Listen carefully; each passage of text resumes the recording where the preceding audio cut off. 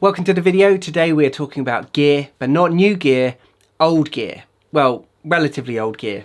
This is my Canon 5D Mark III. This was released in 2012. And this camera, along with my Canon 5D Mark II, which I sold many years ago, they've taken the majority of the photographs that are on my website today.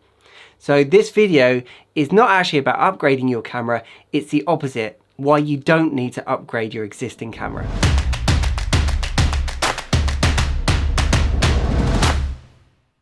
Despite owning some of the latest mirrorless cameras, there are times when I reach for my DSLR, especially if I'm using Canon EF lenses. Now, I've made a completely separate video about adapting lenses, and in summary, I'm not a massive fan. I think that adapting lenses is a temporary solution. If you are switching from a DSLR to a mirrorless camera, then eventually you will end up buying native lenses. Now, the criteria for a camera for landscape photography is actually pretty low when you compare it to other genres. You don't need a fast burst rate, you don't need 10, 20 or 30 photographs per second. The landscape in front of you is not really moving that much, so you don't need an advanced focusing system.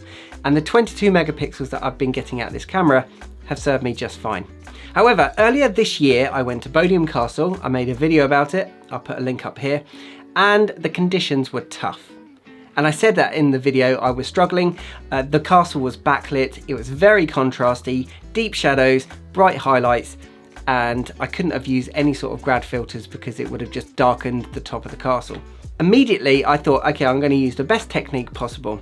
I had it on a tripod, I set the camera to ISO 100, I had f11 and I had the best lens possible. I gave this camera the best chance of creating the cleanest looking photographs.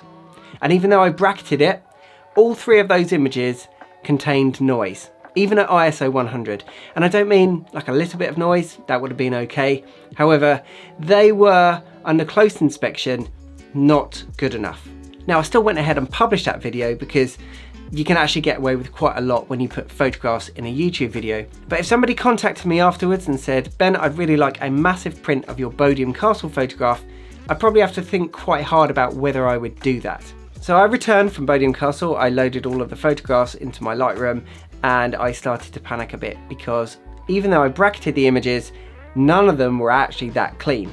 At this point you might be thinking, Ben, you really need to just stop using your old camera for landscape photographs. Just use your new one, or stop pixel peeping because nobody cares but you. But there is actually a really easy solution to this, and it completely undermines buying the latest gear. The solution is DXO's Pure Raw 2. They sent me a free copy of this software when I was in this dilemma, in exchange for me sharing my thoughts on the software on my channel. So I took them up on their offer. This is the first DXO software that I have ever used, and I'm happy to report that it's very user-friendly. There is a standalone piece of software or a plugin for Adobe Lightroom that will streamline the process.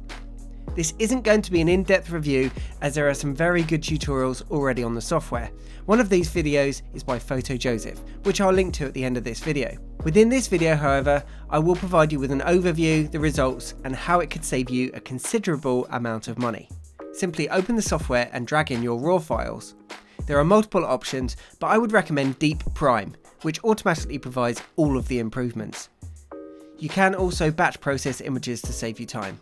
It will review the RAW file and it needs to download profiles for your specific camera and lens that you've used. It will want to do this for every camera and lens combination.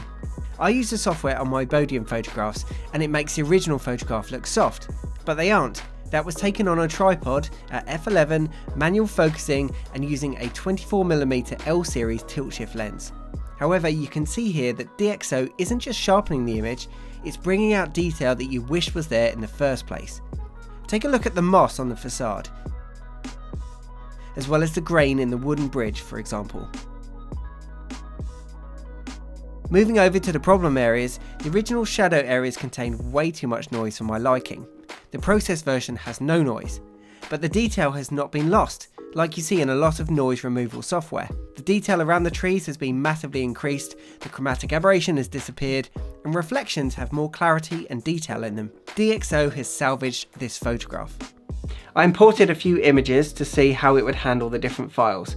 Some of them saw more benefit than others, but as you can imagine, if you start off with a better camera and a better lens in the first place, it has to make less corrections. But even the best lenses around still see an improvement with Pure Raw 2. So what have we learnt? Well, if you're willing to wait 30 seconds for your photograph to be processed, then you never need to upgrade your camera gear. There is a lot of pressure from camera companies, social media, influencers, just to constantly upgrade your gear. And the switch to mirrorless has just amplified the situation with new cameras and new lenses being released all the time. But the reality is, switching from a DSLR to a mirrorless camera is very expensive. Even if you are already invested in that system and you intend on adapting lenses, like I said earlier, you will be enticed by the lure of native lenses, and that's when it gets expensive. Which is cheaper, £115 to buy the software outright or upgrading your camera gear? This software definitely gives me comfort that I can shoot with an older camera using higher ISOs and an average lens, and I can still get great looking images. The software is borderline magic, gets rid of noise, creates sharper looking images, and removes all lens imperfections. What's not to like? If you're thinking of purchasing this software, I'll put a link in the description down below, but that is not an affiliate link, so I do not get a penny if you purchase it. But hopefully you can see from the examples that I've shared with you today, it's worth the investment. Let me know in the comments down below if you're already using DxO software. Maybe you batch process all of your photographs through it as a part of your workflow. Alternatively, you might just save it for those problem photographs. If you've got any questions, let me know in the comments down below. Otherwise, as always, thanks for watching. Don't forget to like, subscribe, hit the notification bell, and I'll see you in the next video.